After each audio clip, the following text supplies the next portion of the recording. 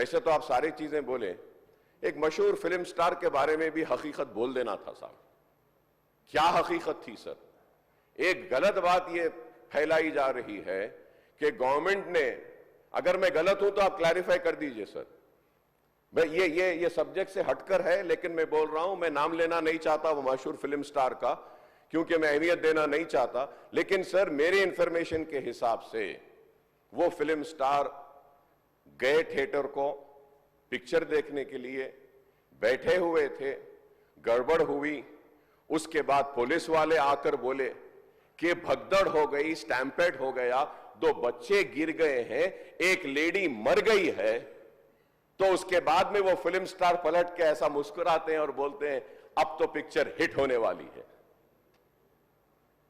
और जो लोग बोल रहे हैं कि वेव कर लेते गए, सर 1-2 बच्चे स्टैम्पेड में आ गए, एक औरत मर गई, उसके बाद भी वहीं पर बैठकर पूरा पिक्चर देखकर उठकर जाते वक्त भी वो स्टैम्पेड को नहीं देखे, वो फिर गाड़ी में बैठ के ऐसा वेव कर लेते हुए गए। क्या मैं सही हूं या गलत हूं सर, आप बोलिए? क्योंकि एक मैसेज ऐसा दे रहे हैं कि गवर्नमेंट जुल्म कर रही है, ज्यादती कर रही है। सर, इंसानियत कहां है बताइए? Sir, I also go for public meetings, sir, where thousands of people come. I make sure that there is no stampede, sir. I make sure that the security around me doesn't push the people so that, nobody comes under the stampede, sir. I went for the Maharashtra election, thousands and lakhs of people were there, sir. And I made sure that nobody is pushed. Sir, I remember, sir, once my security official, by protecting me, his cap had fallen down. He had to do his duty, he was protecting me. So I went and I picked up his cap, sir. But here you see, sir, one lady dies, 2 small children are on the stampede, one is under coma, and that gentleman doesn't even bother to go and ask and see, sir, at that moment, and goes waving like that. If I am wrong, sir, please correct me, sir. If I am wrong, please correct me, sir. This is what is happening, sir. मुख्यमंत्री अध्यक्ष ने अकबर साहब आप permission दे तो 2 minute मैं तेलुगु में बोलता हूं, क्योंकि ये तेलुगु में नहीं बोले तो सर 2 తారీఖు వాళ్ళు అప్లికేషన్ పెట్టుకుంటే 3 తారీఖు పోలీసులు తిరస్కరించారు. 4 తారీఖు హీరో కానీ హీరోయిన్ కానీ సినిమా ప్రొడ్యూసర్స్ కానీ ఎవరు థియేటర్ రావడానికి వీల్లేదు. ఈ థియేటర్లో మేము సెక్యూరిటీ ఇవ్వలేము. ఈ థియేటర్కు ఉన్నది ఒకటే దారి. ఈ దారిలో ఇంతమంది వేలాది మంది అభిమానులు వచ్చినప్పుడు మేము కంట్రోల్ చేయలేము, వద్దు అని తిరస్కరించారు. తిరస్కరించిన తర్వాత కూడా 4 తారీఖు 9:30 ప్రాంతంలో హీరో రావడం జరిగింది. రావడం కారులో వచ్చి థియేటర్లపై సినిమా తీసి మళ్ళీ కారులో వెళ్ళిపోతే పెద్దగా ఇంత ఇబ్బంది జరుగుతుండేనేమో లేదో నాకు తెలియదు. కానీ ఎక్స్ రోడ్ చౌరస్తా కంటే ముందు నుంచే కారులో రూఫ్ టాప్ ఓపెన్ చేసి రోడ్ షో చేసుకుంటే థియేటర్లకు పోవడంతో ఆ చుట్టుముట్టుతున్న 7-8 థియేటర్లలో ఉన్న సినిమా అభిమానులు మొత్తం ఇక్కడికే రావడంతో వేలాది మంది జమ అయ్యారు. ఆ గేట్ ఒక్కసారి హీరో కారు లోపలికి పంపించడానికి ఆ ఉన్న గేటు తెరవడంతో వేలాది మంది ఒక్కటేసారి ఉప్పెనలాకి వచ్చారు. ఆ ఉప్పెనలో చనిపోయిన రేవతి, ఆమె కొడుకు, భర్త, కూతురు వాళ్ళు అలాగైపోయి కొడుకు తల్లి ఒక పక్కన పోయి ఆ జనాల నుంచి తప్పించుకొని టికెట్ చేసుకొని ఆ తొక్కిసలాటలు హీరోను థియేటర్ లోపలికి తీసుకుపోవాలనుకున్న టైంకి అతను బండి మీద రోడ్ షో చేసి దిగేటప్పటికి వేలాది మంది హీరోను కలవడానికి చొచ్చుకొచ్చారు ముందుకు. అసలు అంటే ఈ రకమైన వాతావరణంలో అతన్ని లోపలికి తీసుకువెళ్ళాల్సిన సందర్భంలో అతను ప్రైవేట్ సెక్యూరిటీ, ఇవాళ రేపు మనం ఫంక్షన్లలో బౌన్సర్లు అని మనం చూస్తూ ఉన్నాం. 50-60 మంది సరిగ్గా లెక్క తెలియదు, 50-60 అని అంటున్నారు, నెంబర్ 4 ఎక్కువ తక్కువ.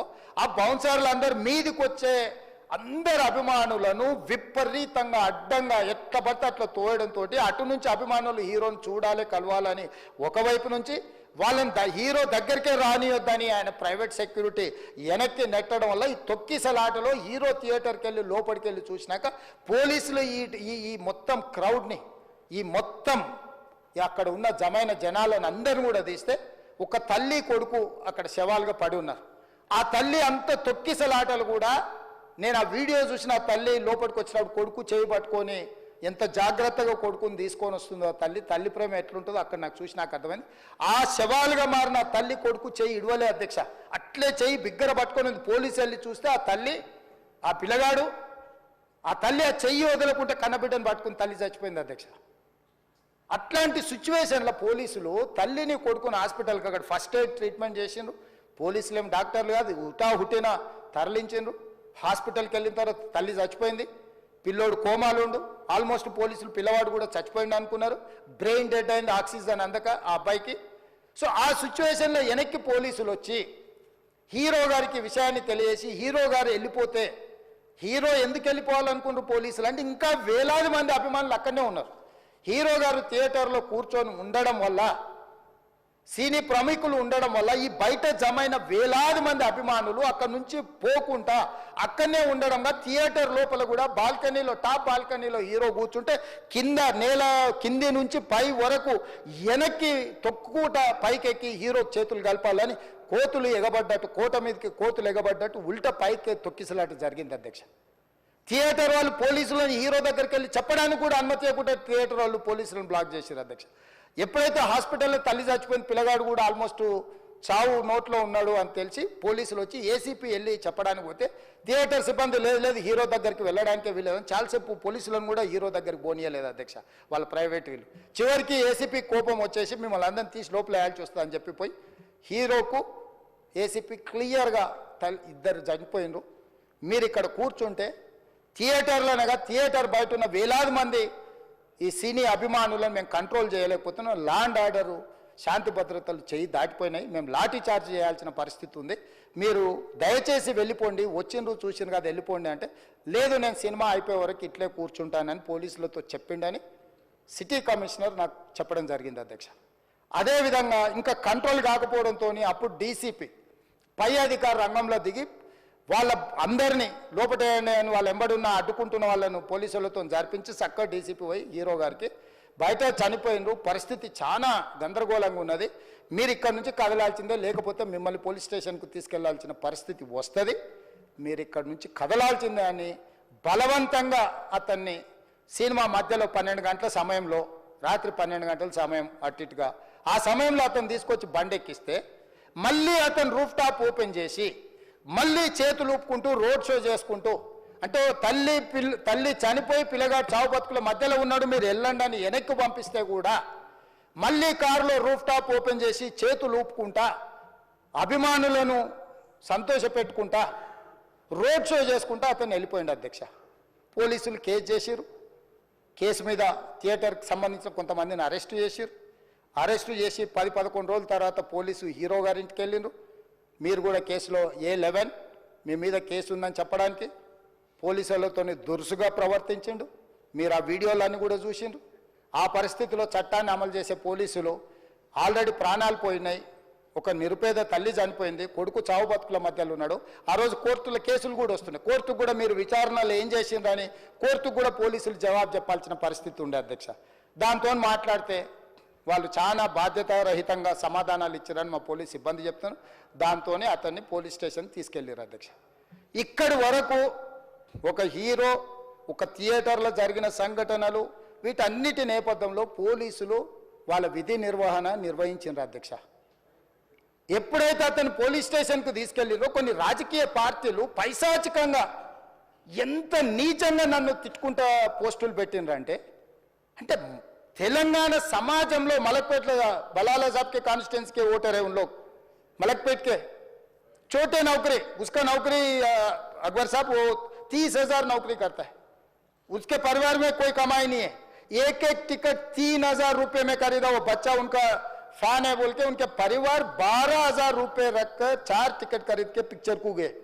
30,000 महीने को कमाने वाले నెలకు 30,000 జీతంతో పనిచేసి ఒక ప్రైవేటు చిన్న దాంట్లో ఉద్యోగం చేసుకునే తండ్రి తన కొడుకు ఆయన అభిమానాన్ని కుటుంబము 12,000 రూపాయలు, 3,000కు ఒక టికెట్ 12,000 రూపాయలు పెట్టి సినిమా థియేటర్కి వెళ్తే థియేటర్లో చనిపోయిన 11వ రోజు వరకు వీళ్ళు ఎవరు హీరో కానీ ప్రొడ్యూసర్ కానీ ఎవరు కానీ ఆ కుటుంబాన్ని, చనిపోయిన కుటుంబాన్ని కానీ హాస్పిటల్లో చావు బతుకుల మధ్యలో ఉన్న పిల్లవాడిని పరామర్శించడానికి కూడా పోలేదు అధ్యక్ష.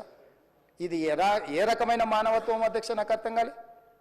ఇలాంటి మానవత్వం లేకుండా వ్యవహరించిన వాళ్ళను పోలీసులు విధి నిర్వహణలో భాగంగా పోలీస్ స్టేషన్కు తీసుకెళ్తే ఒక ఆయన ట్విట్టర్లో పెడతాడు అడ్డగోలుగా 10 ఏళ్ళు మంత్రి చేసి ఉద్యమాలు చేసినామని చెప్పుకునేటోళ్ళు, ఉద్యమాల సమయంలో సినిమా షూటింగ్లో జరగొద్దని దాడులు చేసిన వ్యక్తులు ఇవాళ అతను భగవత్ స్వరూపుడు, అసలు అతన్ని పోలీసులు ముట్టుకుంటారా? అసలు ఈ రాష్ట్రం ఏమైపోతుంది? ఈ రాష్ట్రం ఉంటుందా? ఈ రకంగా రాజకీయ పార్టీలు, అధ్యక్ష, రాజకీయ పార్టీలు ప్రజాప్రతినిధులుగా చనిపోయిన ప్రాణాల విలువ లేకుండా చావుకు కారణమైన ప్రత్యక్షంగా పరోక్షంగా అయిన వాళ్ళని పోలీస్ స్టేషన్కు విచారించడానికి పిలిస్తే కూడా అది కూడా తప్పుపట్టి ప్రభుత్వాన్ని బద్నాం చేయాలి, ముఖ్యమంత్రిని తిట్టాలని ఎంత నీచమైన భాష వాడిండ్రు అధ్యక్ష. యూట్యూబ్లలో మీరు చూడండి. నాకేముంటుంది అధ్యక్ష? ఏంది ఆ సినిమాకు స్పెషల్ రిలాక్సేషన్స్ ఇచ్చి ఇవాళ సినిమా ఏదైతే వ్యాపారం చేసిందో సినీ పరిశ్రమను ప్రోత్సహించాలని మొదటి వారం అత్యధికంగా సినిమా ధరలతో టికెట్లు అమ్ముకోవడానికి, స్పెషల్ షోలు వేసుకోవడానికి, బెనిఫిట్ షోలు వేసుకోవడానికి ప్రత్యేకమైన అనుమతులు ఇచ్చింది నా ప్రభుత్వమే కదా, మా ప్రభుత్వమే అధ్యక్ష. సినీ పరిశ్రమను ప్రోత్సహించాలనే మా విధానం. ప్రోత్సహించే క్రమంలో తెలంగాణ ప్రజల ప్రాణాలను తీసుకోమనే, ప్రాణాలు తీసుకుంటే కూడా వాళ్ళని ఏమనొద్దానంటే మీరు లా చేయండి అధ్యక్ష. మరి స్టేట్కు లా అథారిటీ ఉందో లేదో నాకు తెలియదు, కానీ star, film star, super stars or political stars is having some special privilege. If they murdered anyone also we need not to prosecute or otherwise we need not to book any case against these personalities అని మనం మీరు చట్టం చేస్తా అంటే సినీ ప్రముఖులకు కానీ రాజకీయ ప్రముఖులకు కానీ స్టార్లని ఫీల్ అయ్యే వాళ్ళ పట్ల ప్రత్యేకమైన చట్టం ఉంటుంది, వాళ్ళ మీద కేసులు పెట్టొద్దని మీరు ఏమైనా చట్టం చేస్తే ఆ చట్టం అమలు చేస్తాం అధ్యక్ష. ఈ రోజున్న డాక్టర్ బాబాసాహెబ్ అంబేద్కర్ ఇచ్చిన చట్టం ప్రకారము దీనికి కారణమైన వాళ్ళను, ప్రత్యక్షంగా పరోక్షంగా కారణమైన వాళ్ళందరి మీద కేసులు కట్టి పోలీసులు విచారణ చేయాల్సిందే, బాధితులను శిక్షించాల్సిందే అధ్యక్ష. సో ఈరోజు ఆ కుటుంబాన్ని ఆదుకోవడానికి ఈరోజు కూడా ఆర్థికపరమైన విషయాల్లో కానీ దీంట్లో కానీ వాళ్ళు ఎవరు పెద్దగా ఆసక్తి, కనీసం సినిమా వాళ్ళు ఒక్కరోజు అతను పొయ్యి వస్తే సినీ ప్రముఖులందరూ అతని ఇంటికి వెళ్ళి అతనికి మొత్తం ఏదో కాళ్ళు చేతులు యాక్సిడెంట్లో పోయినట్టు కన్నీళ్లు గారుస్తారు. ఈ సినీ ప్రముఖులు ఒక్కరైనా హాస్పిటల్కి పోయినరా అధ్యక్ష? నేను సూటిగా తమ ద్వారా సినీ ప్రముఖులను నేను అడుగుతున్నా అధ్యక్ష.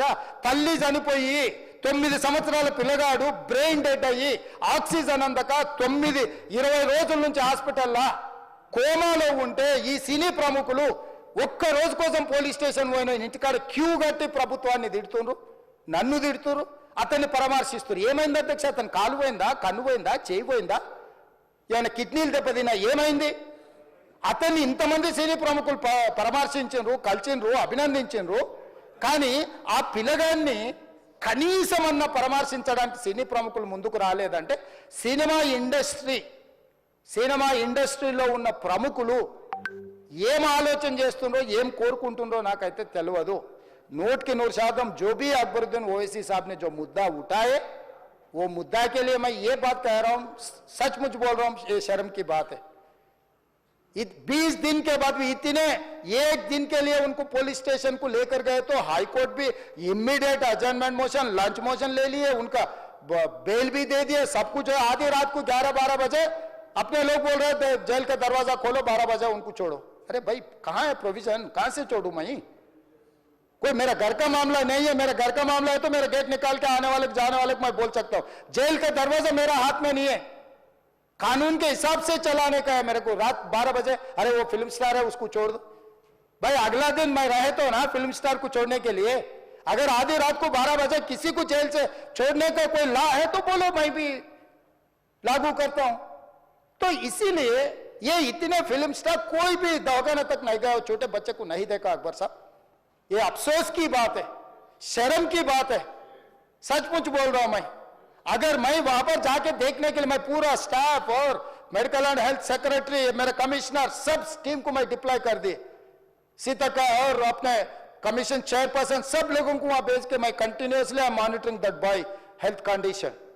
सो ये कैसे कहां जा रहे हैं हम लोग? भाई उन लोगों को जिम्मेदारी दी नहीं है, हम समझ भी सकते है नहीं है वो बात अलग है. मगर कुछ पॉलिटिकल पार्टीज 10-10, 20-20 साल जो रिप्रेजेंट किए, मंत्री किए, वो लोग मुझे गाली दे रहे हैं. उसके ऊपर कैसा केस लगाते हैं? वो मेरा दोस्त है. भाई आपके लिए, आपके दोस्त के लिए कोई नया कानून बनाना है तो बनाओ, देखेंगे. अरे आपके दोस्त रहे तो 12 खून माफ है क्या? मेरा भाई के लिए भी माफ नहीं है, आपके लिए कहां से माफ करूं मैं? मेरे परिवार के लिए भी कोई नया कानून नहीं है स्पीकर साहब। मैं ये कुर्सी में बैठा हूं, जो कानून है, जो डॉक्टर बाबा साहब अंबेडकर जी ने जो कानून दिया, वो कानून के हिसाब से हम सरकार चलाएंगे। जो अकबर साहब ने जो बात लिखा, कुछ प्राइवेट डिस्कशन है, कुछ पब्लिक विजुअल्स है। जो पब्लिक विजुअल्स में वो वापस जाते वक्त भी हाथ हिलाया, रोड शो किए, आने से पहले किए, जाने से समय पर किए, पुलिस वाले भी उसको जल्दी जाने के लिए कोशिश प्रेशर किए, सब कुछ सच है। मगर उनको तो बेल मिल गए। अभी कानून तो हम मानना ही पड़ता। तो ये हकीकत है, ये सचमुच है, मगर ये अफसोस की बात है। मैं फिल्म इंडस्ट्री जो बड़ा लोग है, मैं उन लोगों से गुजारिश करता हूं, इनह्यूमन नहीं रहना। आप बिजनेस कर लो, आप पिक्चर निकालो, पैसे कमाओ, सरकार से इंसेंटिव्स ले लो, सब्सिडीज ले लो, स्पेशल प्रिविलेज शूटिंग के लिए जो होना है वो मांगो। मगर किसी का हत्या होने के बाद, किसी का जान बचाने के बाद, किसी का जान लेने के बाद आज स्पेशल प्रिविलेज मांगे तो ये सरकार में नहीं मिलने वाले।